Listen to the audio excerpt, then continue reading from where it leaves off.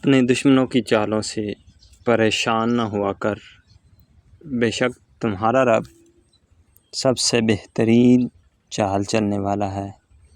اپنی بیوی کا ماتھا چوم کر اس سے اظہار محبت کرنا بھی سنت رسول ہے۔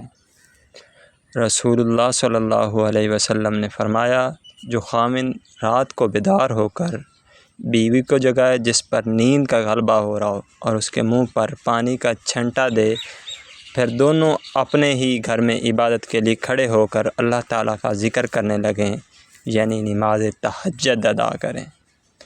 ہر چیز کا وقت مقرر ہے، ورنہ دعا تو کبھی رد نہیں ہوتی۔